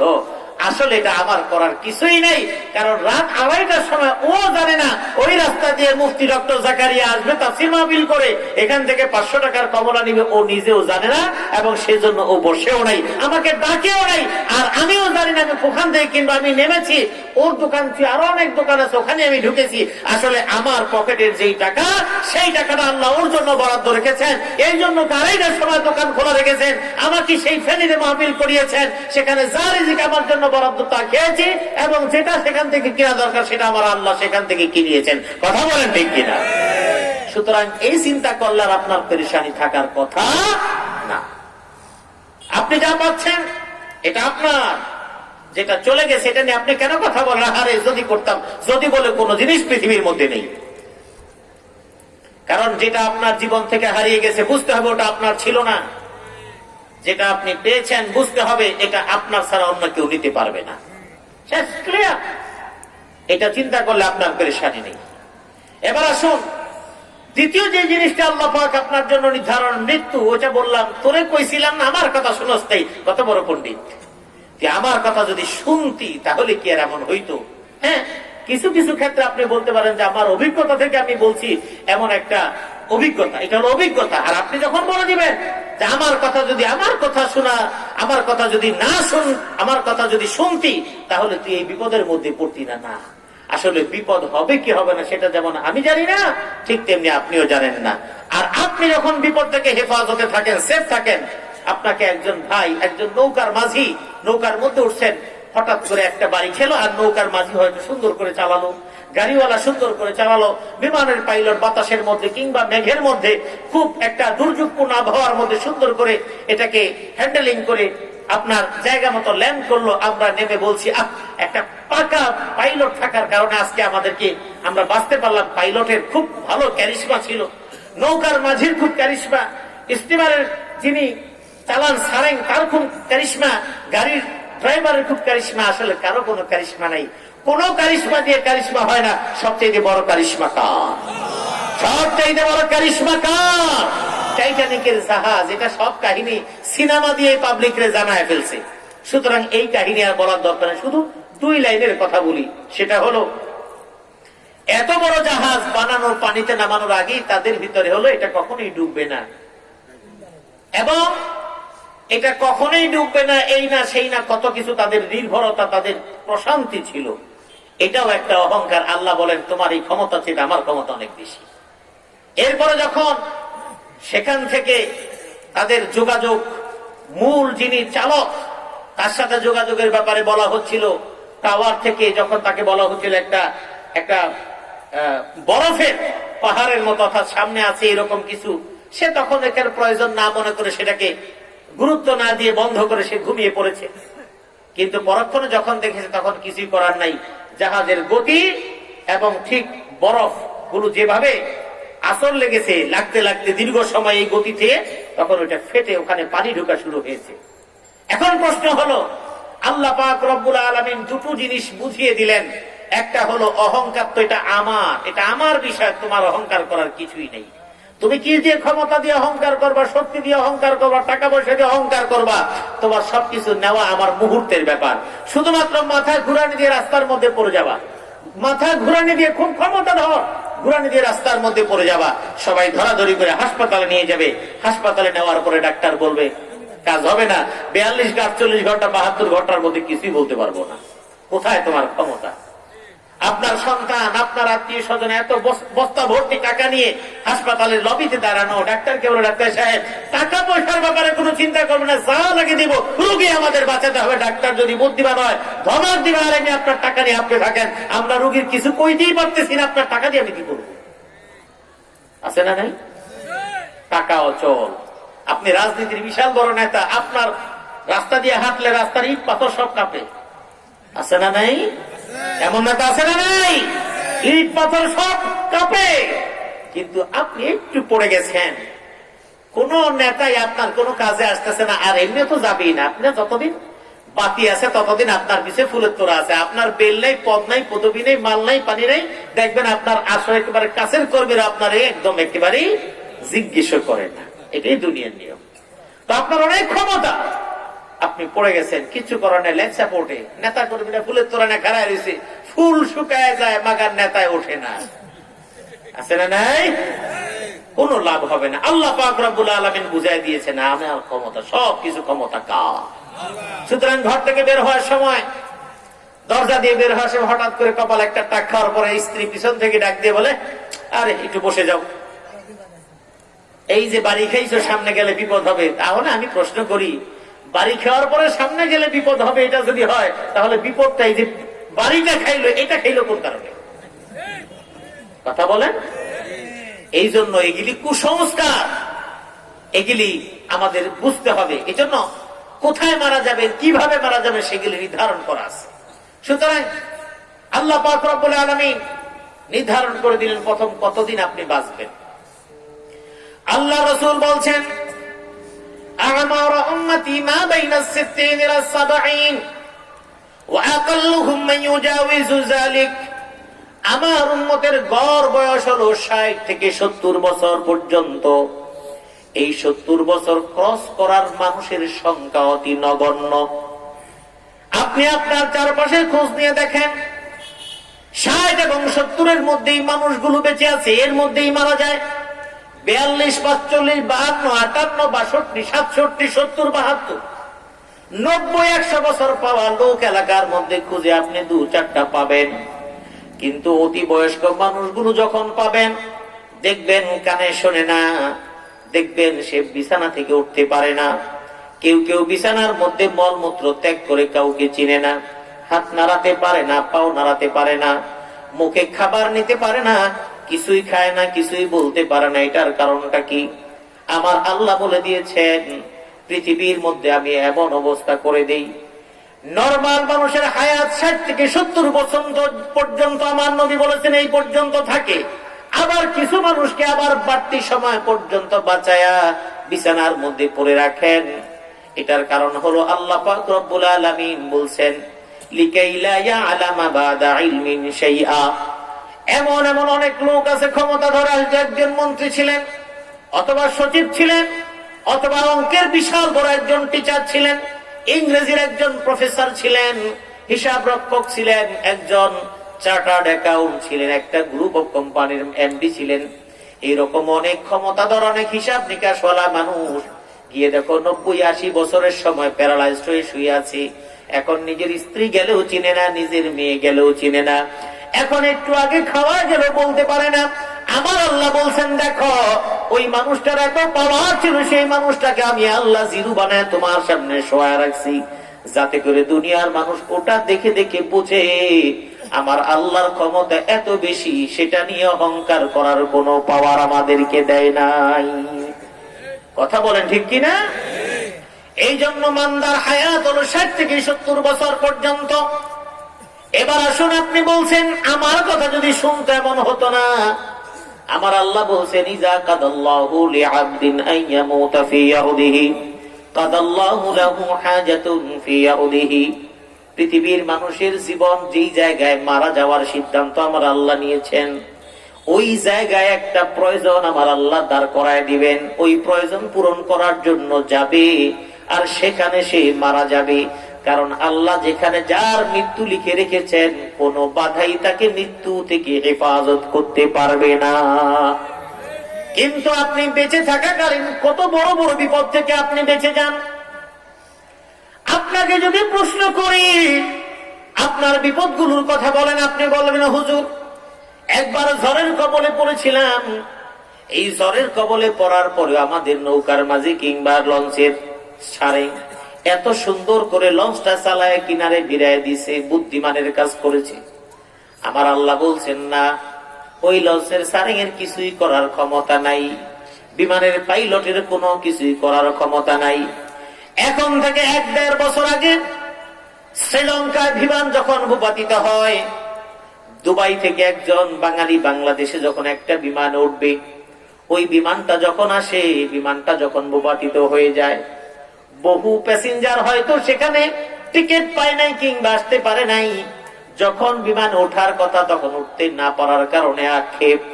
আপনি এখান থেকে ঢাকায় যাবেন, আপনি বিমানে যাবেন কথার কথা, কিংবা ট্রেনে যাবেন, কিংবা বাসে যাবেন, কিংবা নৌকায় আপনি পার হবেন, লঞ্চে কিংবা ট্রলারে আপনি নদী পার হবেন, মাওয়াঘাট পার হবেন। আল্লাহ রাব্বুল আলামিন যদি আপনার জন্য বিপদ লেখা থাকে, তাহলে আপনি বিমানে সবসময় গেলে ওইবার আপনি বিমানে যাবেন না। কারণ ট্রলারের মধ্যে যদি আপনার মৌত লেখা থাকে, আপনি ট্রলারেই যাবেন। আমার আল্লাহ বলেছেন ওই জায়গার মধ্যে তোমার একটা প্রয়োজন আমি রেখে দিব। আর যাদেরকে বাঁচান কোন একটা অজুহাতে বাঁচায় দেবেন। যে ব্যক্তি দুবাইয়ের বিমানে উঠতে পারে নাই, সে হয়তো নিজের তকদিরের উপর দোষারোপ করছে, আল্লাহ দেশে যাবো চিন্তা করছিলাম, কিংবা ওই বিমানে আমি উঠতে পারলাম না, নিজের জন্য খুব দুর্ভাগা চিন্তা করছে।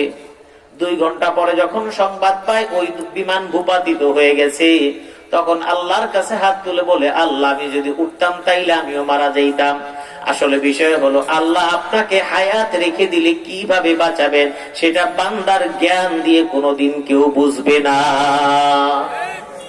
এই জন্য যেই জায়গায় আপনার মৃত্যু লেখা থাকবে, জমি জমা বিক্রি করে হলো সেই জায়গায় গিয়ে আপনি মরবেন। এখন প্রশ্ন হলো, মরার পরে আপনার আবার পুনর্জীবন তথা আপনাকে কিয়ামতের ময়দানে আবার আপনার অঙ্গ প্রত্যঙ্গ দিয়ে দাঁড় করিয়ে দিবেন। অনেকেই বিশ্বাস করে না, বলে এটা কি করে সম্ভব। উযাইর আলাইহিস সালাতু ওয়াস সালাম যে কথা বলছি শুরুতে, বনি ইসরাইলের একজন নবী, এই নবীর আগমনের সময়, সেই সময়ে বখতে নাসার একজন রাষ্ট্রপ্রধান, ওই ভূখণ্ডের প্রতাপশালী একজন রাজা, নির্যাতন নিপীড়ন সবচাইতে বেশি করেছে। বনি ইসরাইলকে একেবারে শেষ করে দিয়েছে, ধ্বংসস্তূপে পরিণত করে দিয়েছে। বাইতুল মুকাদ্দাসকে একেবারে জীর্ণ শীর্ণ করে, এলাকাকে একেবারে ধ্বংসস্তূপে পরিণত করে দিয়েছে। এরপরে যখন হযরতে উযাইর আলাইহিস সালাতু ওয়াস সালামকে যখন নবুয়তি দেওয়া হলো, আল্লাহর নবী যখন ওই বাইতুল মুকাদ্দাসের ওখানে গেলেন, যাওয়ার পরে যখন দেখলেন একেবারে বিরান ভূমি হয়ে গেছে, আশেপাশে জনবসতি বলতে কোনো কিছুই নেই, মানুষগুলোর কোনো কিছুই অস্তিত্ব নাই, এবং বাইতুল মুকাদ্দাস একেবারে জীর্ণ শীর্ণ, একেবারে ধ্বংসস্তূপে পরিণত।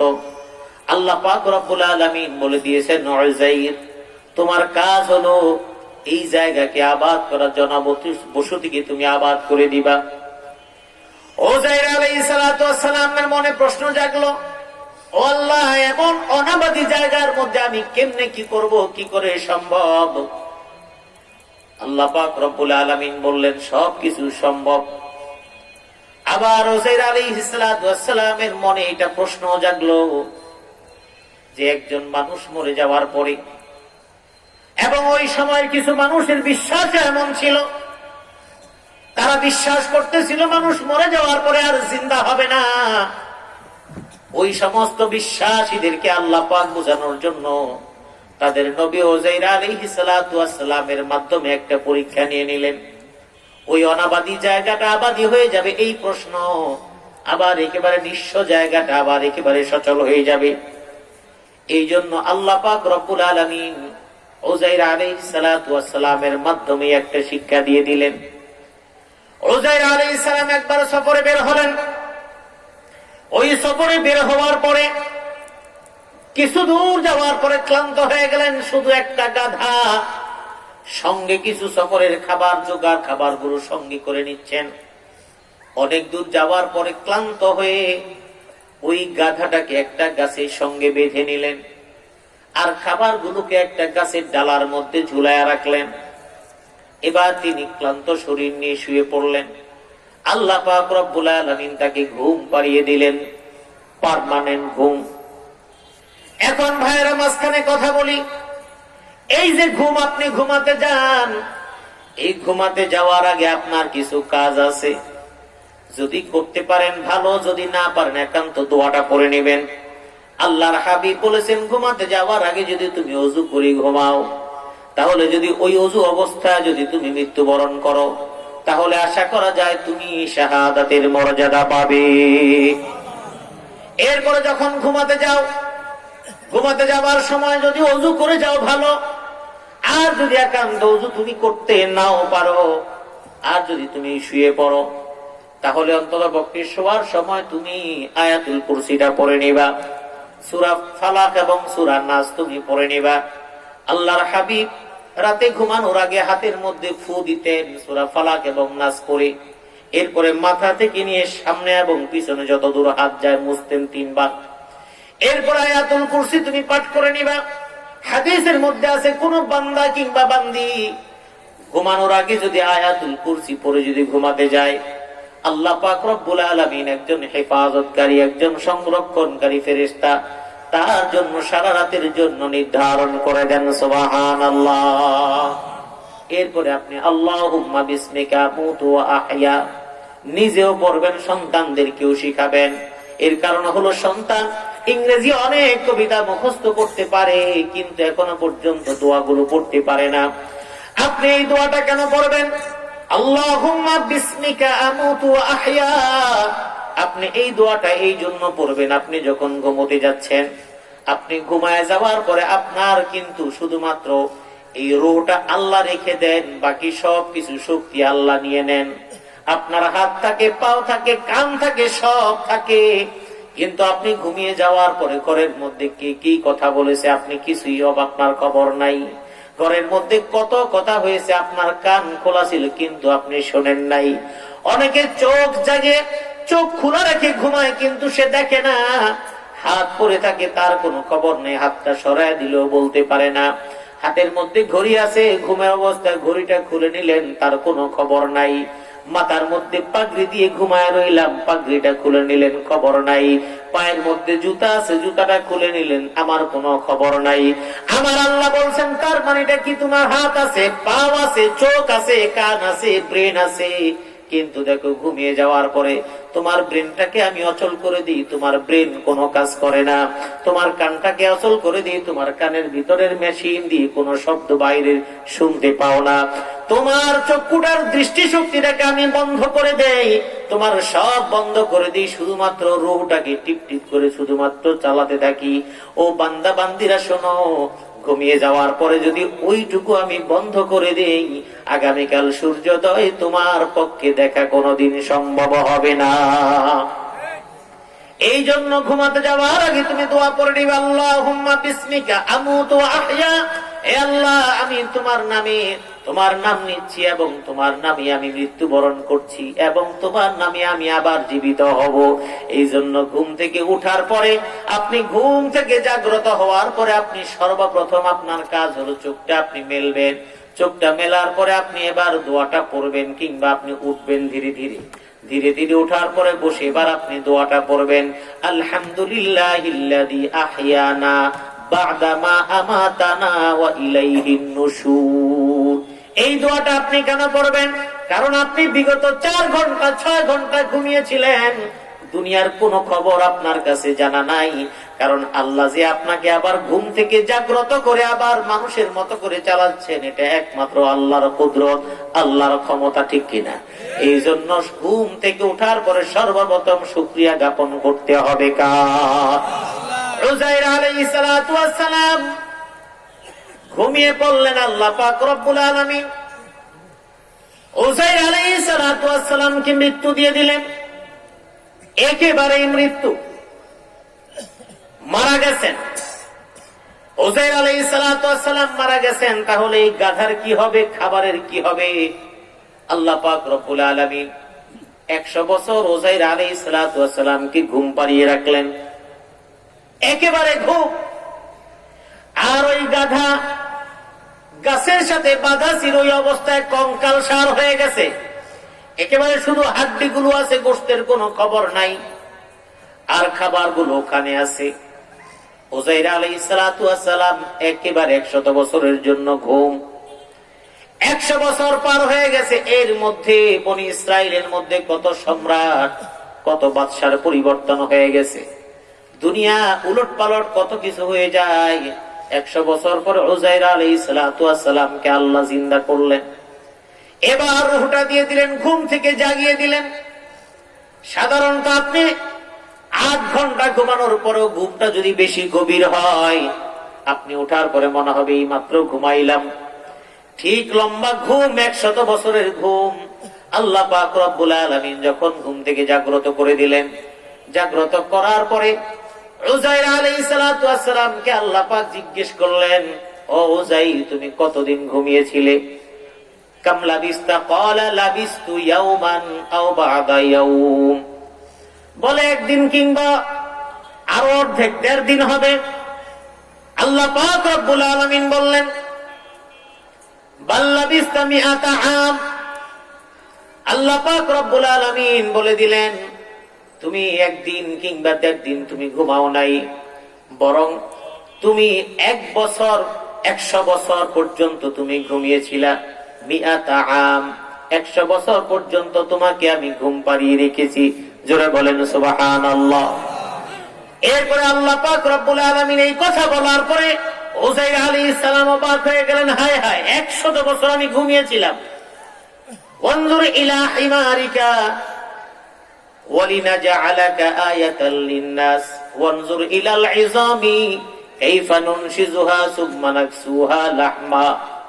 আল্লাহ পাক রব্বুল আলামিন বলছেন, হে উযাইর 100 বছর তুমি ঘুমিয়েছিলা, তোমাকে আমি ঘুম পাড়িয়ে রেখেছি। আর তুমি দেখো ইলা তাআমিকা ওয়া শারাবিকা লাম ইয়াতাসান্না, তোমার যে খাবার গাছের ডালার মধ্যে তুমি ঝুলিয়ে রেখেছ, এই খাবারের দিকে তুমি তাকাও, দেখলে মনে হবে একেবারে কিছুই হয় নাই। আবার তুমি ওই তোমার গাধার দিকে তাকাও, দেখো গাধার কিছুই নাই, সবকিছু একাকার। এবার তুমি নিজের চোখকে দেখে নাও এই গাধাটাকে কেমনে আমি আগের মতো করে করে নেই। আল্লাহ পাক রব্বুল আলামিন তার হাড্ডি গোশত সবগুলোকে একত্রিত করে আবার আগের মতো গাধা বানায় দিলেন। জোরে বলেন সুবহানাল্লাহ। এটা কোন গাল গল্প না, এটা কোরআনের আয়াত। আও কাল্লাযী মাররা আলা ক্বরিয়াতিন ওয়া হিয়া খাওয়িয়াতুন আলা উরুশিহা, এই আয়াতের মধ্যে আল্লাহ পাক রব্বুল আলামিন এইভাবে বিস্তারিত বলে দিলেন। আবার ইব্রাহিম আলাইহিস সালাতু ওয়াস সালাম বললেন, ও আল্লাহ, মরে যাওয়ার পরে আবার কেমনে মানুষগুলোকে একত্রিত করা হবে? আরিনি কাইফা তুহয়িল মাউতা। আল্লাহ পাক রব্বুল আলামিন বললেন, ইব্রাহিম তোমার কি বিশ্বাস হয় না? আমি কি জন্য বলছি আবার মনে করিয়ে দিচ্ছি। এই সমাজের কিছু মানুষ মনে করে মরার পরে, মরে যাওয়ার পরে জীবন শেষ, আর কোনো কিছুই নাই। আবার অনেকে মনে করে মরার পরে আবার দুনিয়ার মতো আবার জীবন দিয়ে আবার এরকম বাদাম বিক্রির ব্যবস্থা। দুটাই ভ্রান্ত। বরং মরার পর থেকে আখিরাত শুরু হয়ে যাবে, পুনরুত্থান বলে হাসরের ময়দান হবে, এছাড়া অন্য কোন ধরনের জীবন আল্লাহ দিবেন না। আল্লাহ পাক রব্বুল আলামিন উযাইর আলাইহিস সালাতু ওয়াস সালামকে যখন দেখায় দিলেন, ঠিক উযাইর আলাইহিস সালাতু ওয়াস সালাম স্বাভাবিক অবস্থা নিয়ে এবার যখন তার কওমের কাছে গেলেন, যাওয়ার পরে কেউ চিনে না, তিনি গিয়ে বললেন, আমি হলাম উযাইর। ইহুদি সম্প্রদায় বলে, উযাইর তোমাকে কে বলছে? আমাদের উযাইর 100 বছর আগে মারা গিয়েছে। উযাইর জিজ্ঞেস করলে, এই সম্রাটকে? এখন নতুন সম্রাট। উযাইর আলাইহিস সালাতু ওয়াস সালাম জানেন তার সময় যিনি বাদশা ছিলেন, রাজা ছিলেন, তিনি হলেন বখতে-নসর। লোকেরা বলা বলি করছে যে এই উযাইরের কথা বলছো, ওই বখতে-নসরের যুগে উযাইর ছিল, সে তো 100 বছর আগে মারা গেছে। উযাইর আলাইহিস সালাম বললেন, আমি হলাম সেই উযাইর। বললে তার প্রমাণ কি? বিভিন্ন ভাবে প্রমাণ উপস্থাপন করলেন আর বললেন, আমি এই রকম আল্লাহ পাক রব্বুল আলামিনের কাছে বলেছিলাম। আল্লাহ পাক রব্বুল আলামিন এটা বুঝানোর জন্য 100 বছর পর্যন্ত আমাকে ঘুম পাড়িয়ে রেখেছেন, আবার 100 বছর পরে আমাকে আবার জিন্দা করেছেন, আমার গাধাগুলোকে সব আবার পুনরায় আগের মতো করে দিয়েছেন। এইভাবে ধীরে ধীরে যখন ওই মানুষগুলোর কাছে বিশ্বাস আসা শুরু হয়ে গেল, এক পর্যায়ে এতটাই বেশি বিশ্বাসী হয়ে গেল, বিশ্বাসী হতে হতে উযাইরকে এক পর্যায়ে ইহুদি সম্প্রদায় বলে ফেললো। এই ইহুদিরা উযাইর আলাইহিস সালাতু ওয়াস সালামের ব্যাপারে বলে দিল, ওয়াকালাতিল ইয়াহুদু উযাইরুন ইবনুল্লাহ। ইহুদিরা তখন বলল, উযাইর হলো আল্লাহর বেটা। বলেন নাউজুবিল্লাহ। এই জন্য বললাম ভাই, 1 নম্বর কথা হলো ক্ষমতা ভালো কিংবা মন্দ রাখার, কল্যাণ অকল্যাণ দেওয়ার, রিজিক বেশি দেওয়ার, কম দেওয়ার, মান ইজ্জত দেওয়ার সবকিছুর মালিক কে? এবার সমাজের মধ্যে 2 নাম্বার জিনিস হলো, 3 নাম্বার যে বক্তব্যটা আমরা নিজেরা সম্মানের জন্য কারাকারি মারামারি করি, দলীয় রাজনীতির ক্ষেত্রে একজনকে হটাই আরেকজন ওই পদ দখল করার চেষ্টা করে, বিভিন্ন কমিটিতে একজনকে বিভিন্ন ভাবে সরায় আরেকজন পদ দখল করে সম্মানিত হতে চায়। আমার নবী বলেছেন বুখারীর হাদিসের মধ্যে যে 4টা জিনিস লিখে দেন, 1 নাম্বার হলো রিজকুহু, 2 নাম্বার আজালুহু, 3 নাম্বার হলো তার জন্য যেটা বরাদ্দ করে দেন সাকিয়ুন আও সাঈদুন, সে সম্মানিত হবে না অসম্মানিত হবে সেটাও আল্লাহ লিখে দেন। ওয়া আমালুহু, এবং তার কার্যক্রম কর্মকাণ্ড। তার মানে আপনি কতটা মর্যাদাবান হবেন পৃথিবীতে, কোন কোন জায়গার সভাপতি হবেন, কোন জায়গার আপনি প্রেসিডেন্ট হবেন, কোন জায়গার এমপি হবেন, মন্ত্রী হবেন, আপনি চেষ্টা করে আপনি হতে পারবেন না। উপরে যদি আল্লাহর পক্ষ থেকে বরাদ্দ হয়, হতে না চাইলো জনগণ ধাক্কা দিয়ে আপনার এমপি বানায় দিব, আপনি টেরও পাবেন না। ঠিক সব জায়গায় একই অবস্থা। এই জন্য মানুষ যদি এটা চিন্তা করত যে আসলে আমার তো আসলে কিছুই, আমার কাজ করে যাও, এটা হলো আমার কাজ, বাকিটুকু দেবেন কি? ইব্রাহিম আলাইহিস সালাম যখন বললেন আরিনি কাইফা তুহয়িল মাউতা ক্বালা আওয়ালাম তুমিন ক্বালা বালা ওয়ালাকিন লিয়াতমাইন্না কলবি। আপনাদের কষ্ট হচ্ছে না?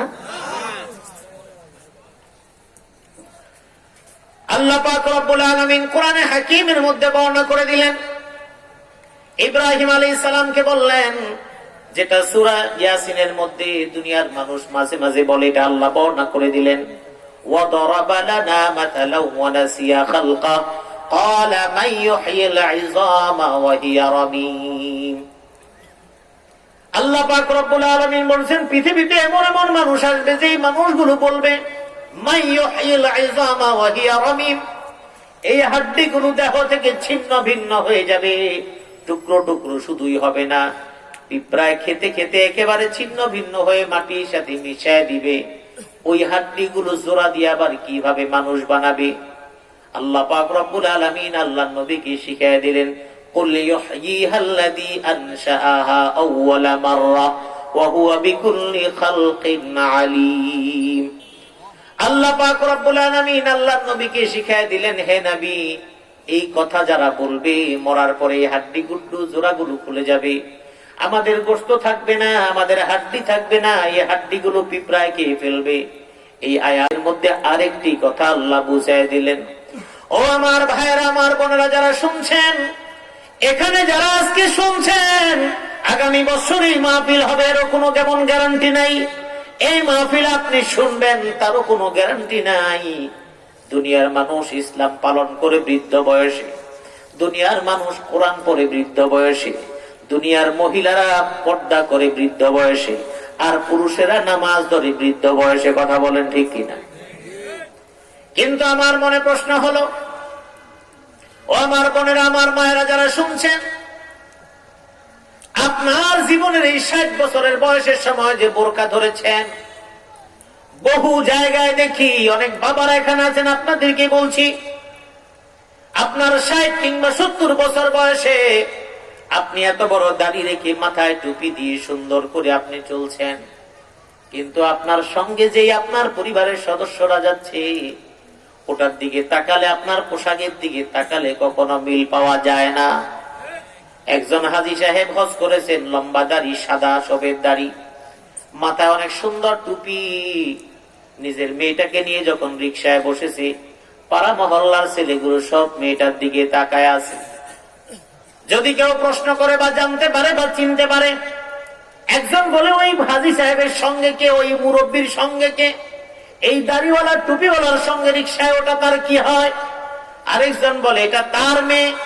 এবার আপনার কাছে প্রশ্ন করি, বাবা, আপনি বাইতুল্লাহ জিয়ারত করে এসেছেন, বহুবার হজ করেছেন, নামের আগে আলহাজ, আপনি বহু টাকা পয়সা দান করেছেন, কিন্তু আপনার মেয়েটা আপনার পাশে বসা, এমন ড্রেস আপে বসা, এলাকার ছেলে পেলে গুলো সব আপনার মেয়ের দিকে তাকায়, তার পোশাকের ধরন এমনই বিদঘুটে, কিন্তু আপনি একজন সফেদ দাড়িওয়ালা হাজী সাহেব, আপনার বিবেকটা খাটা নেই, মেয়েটাকে সঙ্গে করে নিয়ে আপনার বিবেকে বাধা উচিত। 2 নাম্বার কথা হলো, আপনি যতই হজ করেন না কেন, আপনার মেয়েটাকে যে পর্দা শিক্ষা দিতে পারেন নাই বাবা, এই জন্য হাসরের ময়দানে এই জবাব দেওয়া ছাড়া আপনি সামনে বাড়তে পারবেন না। আল্লাহ পাক রব্বুল আলামিন বলেছেন, ইয়া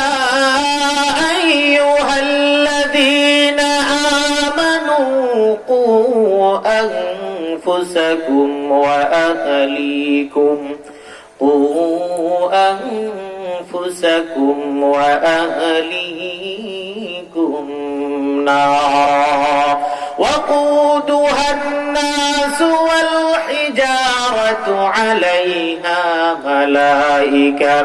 ملائكة غلاظ شداد لا يعصون الله ما أمرهم ويفعلون ما يؤمرون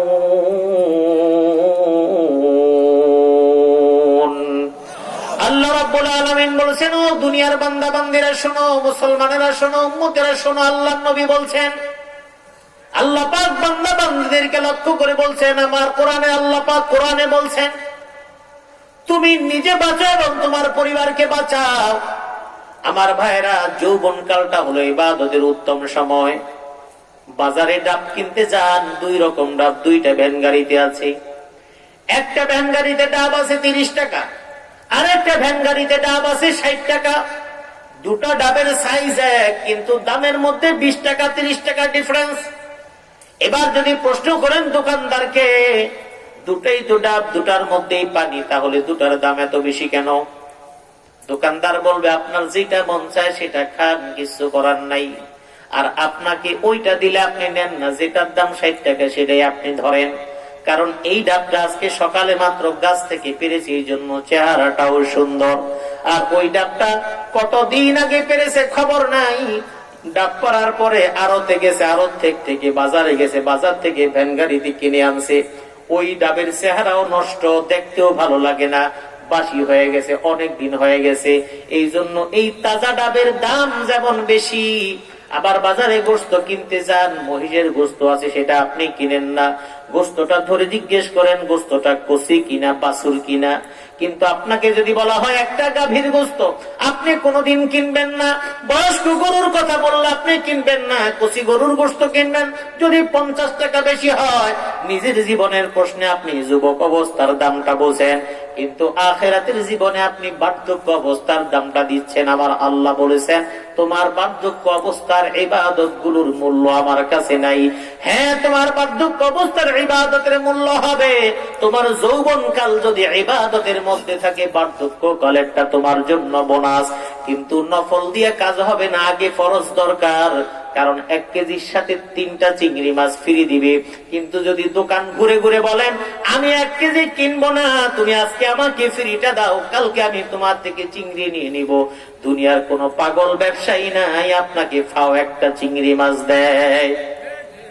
তার মানে হলো, যৌবনকালের মধ্যে আপনি যখন ইবাদতের মধ্যে কাটাবেন, বোন, আপনার 16 বছর থেকে 25 বছর 30 বছর পর্যন্ত যে ইবাদতের সময়, আপনি যদি সেইটা যদি সুন্দরভাবে যদি পার করতে না পারেন, তাহলে 60-70 বছরের সময় যে ইবাদত করলেন, পিছনের জিন্দেগিতে যে অপরাধগুলো করলেন, সেই হিসাব আপনাকে দেওয়া লাগবে। আমার আল্লাহ কোরআনে কারীমের মধ্যে সূরা জিলজালের মধ্যে বলেছেন, আল্লাহর নবী যখন সাহাবীদের সামনে যখন তেলাওয়াত করছেন, সূরা জিলজাল তেলাওয়াত করতে করতে যখন এই আয়াতের সামনে আসলেন, ইয়াউমা ইদিন তুহাদ্দিসু আখবারাহা বিআন্না রাব্বাকা আওহা লাহা। আল্লাহ পাক রব্বুল আলামিনের আয়াত যখন আল্লাহর রাসূল তেলাওয়াত করলেন, সাহাবায়ে কেরাম রিদওয়ানুল্লাহি তাআলা আলাইহিম আজমাইন চিন্তিত হয়ে গেলেন, অস্থির হয়ে গেলেন। কারণ আল্লাহ পাক বলছেন, ইয়াউমা ইযিন তুহাদ্দিসু আখবারাহা, সেদিন তোমার সমস্ত সংবাদ, সমস্ত তথ্যগুলো ওপেন হয়ে যাবে, খুলে যাবে। একটা কিছু আমার সামনে থাকবে না, গোপন থাকবে না, সব প্রকাশিত হয়ে যাবে। সাহাবায়ে কেরাম অস্থির হয়ে যাচ্ছেন, অজরে কাঁদছেন। সাহাবীরা জিজ্ঞেস করছেন, ইয়া রাসূলুল্লাহ ওয়া মা আখবারুহা ইয়া রাসূলুল্লাহ, এই খবর কোন খবরের কথা আপনি বলছেন? আল্লাহ নবী বলছেন, কুল্লু আমাল ইবনে আদম ইউমালু আলা যাহরিল আরদ, জমিনের উপরে বনি আদম যা করেছে সবকিছু এই জমিন আল্লাহর কাছে প্রকাশ করে দেবে। এই জন্য ভাইরা, সমাজের মধ্যে 31 মার্চ যায়, 14ই ফেব্রুয়ারি চলে গেছে, এবং সামনে আরো 14ই এপ্রিল। দুর্ভাগ্যবশত দুর্ভাগ্য বলছি মুমিনদের জন্য না, যারা এটা পালন করতে চায় তাদের দুর্ভাগ্যবশত 14 এপ্রিল সেটা পড়ে গেছে পহেলা রমজানে। কিন্তু তার মধ্যেও এমন কিছু লোক সমাজের মধ্যে পাওয়া যাবে পহেলা এপ্রিল, 14 এপ্রিল তথা পয়লা বৈশাখ তাদের কাছে রমজানের চাইতে বেশি গুরুত্ব দেবে। আমার ভাইরা, এই জন্য আপনার কাছে আমার পক্ষ থেকে অনুরোধ, আল্লাহ পাক রব্বুল আলামিন শেষ সময়ের হিসাবটা যখন আপনার থেকে আমার থেকে নেবেন, ওই যে আয়েশা সিদ্দিকার হাদিস বলছি, মানুষগুলো অস্থিরতার মধ্যে থাকবে, ওই সময় সমস্ত উম্মতেরা আল্লাহর নবীর কাছে শাফাতের জন্য দৌড়াবে। আনাস ইবনে মালিক রাদিয়াল্লাহু তাআলা আনহু আল্লাহর নবীর খাদেম, আল্লাহর নবীর খাদেম হিসেবে আল্লাহর নবীকে বলছেন, ইয়া রাসূলুল্লাহ, হাসরের ময়দানে আপনার শাফাত ছাড়া, আপনার শাফাতের জন্য আমরা আপনাকে কোথায় খুঁজে বেড়াবো? ও আমার ভাইরা, আজকে একজন পরিচিত মানুষের সঙ্গে যদি প্রতিদিন দেখা সাক্ষাৎ হয়, তাহলে সেই মানুষটার কাছে গিয়ে বসলে আবদার করলে সে রাখে, তার মানে সে আপনাকে চিনে। আল্লাহর নবীর শাফাত যদি আপনি পেতে চান, আল্লাহর নবীর সুন্নত এবং আল্লাহর নির্দেশগুলো পুঙ্খানুপুঙ্খনে মানা লাগবে। জীবনে ইবাদতের মধ্যে নাই, পর্দা পুশিদার মধ্যে নাই, নামাজের মধ্যে নাই, রোজার মধ্যে নাই, যাকাতের মধ্যে নাই, হালাল হারামের মধ্যে নাই, সুদ ছাড়তে পারেন নাই, ঘুষ ছাড়তে পারেন নাই, মানুষের সাথে প্রতারণা ছাড়তে পারেন নাই, বাকি লেনদেন করেছেন, ঋণ পরিশোধ করতে পারেন নাই, বাটপারি ঠিকঠাক মতো করেছেন, এমন লোক আছে না নাই? 5 ওয়াক্ত নামাজ পড়ে কিন্তু বাকি দোকানের বাকি টাকা দেয় না, আছে না? এমন কি যে দোকানে বাকি বেশি হয়ে যায় ওই দোকানের আশপাশে আর ঘোরে না। এই জন্য আমার আল্লাহ বলেছেন, এই সব কিছু যখন তোমার ঠিকঠাক থাকবে, দুনিয়ার সমস্ত নবীর উম্মতেরা শাফাতের জন্য দৌড়াবে নবীদের কাছে একজন একজন করে, অর্থাৎ এক এক নবী প্রত্যেক নবী তার পরবর্তী নবীর কথা বলতে বলতে ঈসা পর্যন্ত চলে আসবেন। হযরতে ঈসা আলাইহিস সালাতু ওয়াস সালাম বলে দিবেন, মুহাম্মদ রাসূলুল্লাহ সাল্লাল্লাহু আলাইহি ওয়াসাল্লামের কাছে যাও। সবাই দৌড়ে, আমরা দৌড়ে আল্লাহর নবীর কাছে যাব।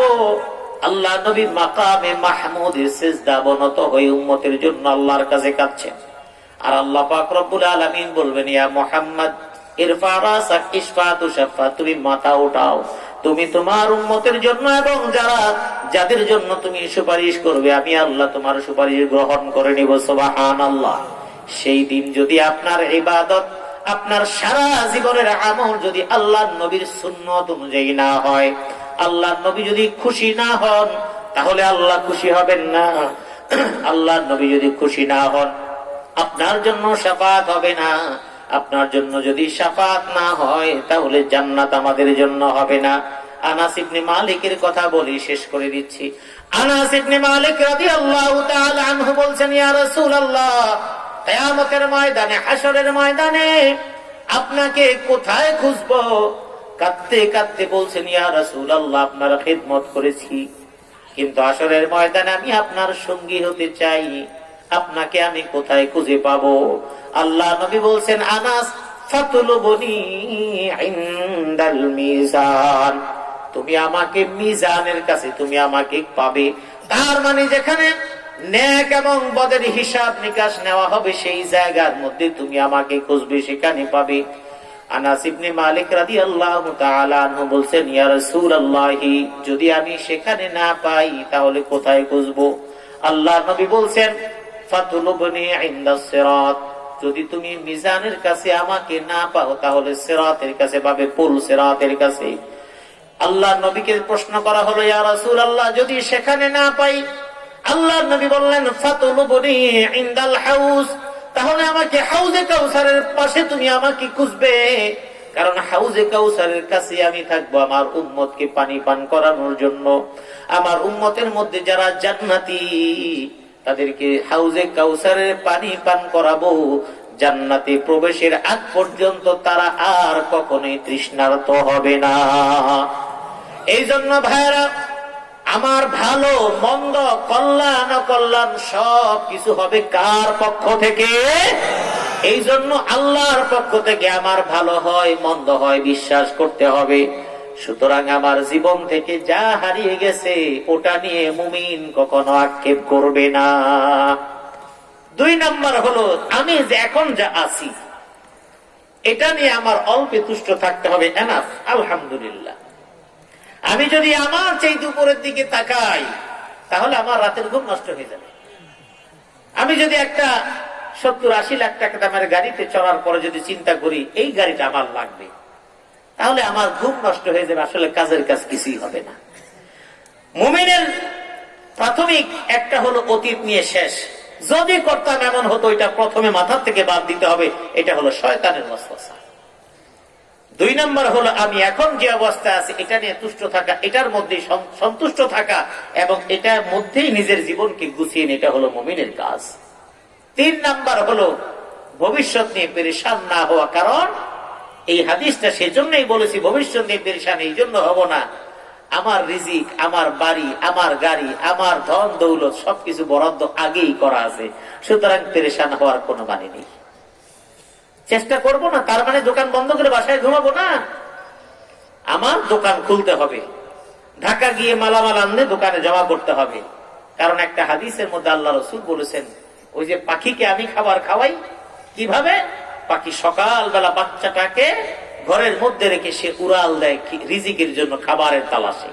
সে জানে না কোথায় কোন খাবার আছে, উড়াল দিতে পাখনা পিটাতে পিটাতে এক জায়গায় গিয়ে হঠাৎ করে একটা গম ক্ষেত দেখে, পাখিটা আস্তে আস্তে সেই গম খেতে নামে, সেখানে কিছু গম নিজে খায়, আবার যেটুকু খাবার তার বাচ্চাদের জন্য আনা দরকার সেখান থেকে নিয়ে আসে। আমার রাসূল বলছেন এটাই হলো রিজিকের ফয়সালা। তুমি এই যে পাখি যেমন ঘর থেকে বেরিয়ে যায়, রিজিক কোথায় আছে জানে না, ওর জন্য রিজিক আমি রেখে দিয়েছি, ঠিক তোমারও পেরেশান হওয়ার দরকার নাই।